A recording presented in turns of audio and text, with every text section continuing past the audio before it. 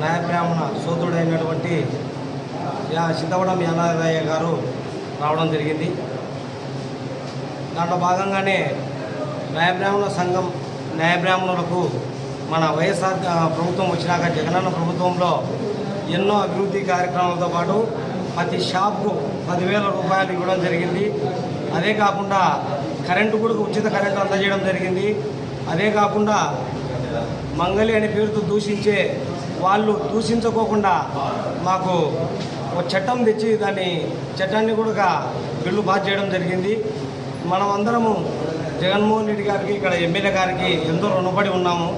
ఎందుకంటే ఏ గవర్నమెంటు ఏ ప్రభుత్వము ఏ నాయకులు కూడా మా న్యాయ బ్రాహ్మణులకు ఇంతవరకు ఈ విధంగా ప్రిఫరెన్స్ ఇచ్చిన ప్రభుత్వాలు కానీ పార్టీలు కానీ ఏవి లేవు. అందుకు మేము జగన్మోహన్ రెడ్డికి రుణపడి ఉంటాము. అదేవిధంగా ఆయన అత్యధిక మెజార్టీతో మా నంద్యాల నియోజకవర్గ న్యాయ బ్రాహ్మణులు అందరూ కూడా ఏకకంఠంతో మన ఎమ్మెల్యే గారికి ఓటు వేయించి గెలిపించవలసిందిగా మరీ కోరుతున్నాను. అదేవిధంగా మన ఎంపీ గారికి కూడా ఓటు వేయించి గెలిపించవలసిందిగా ప్రతి ఒక్కరిని పేరును కోరుతున్నాను.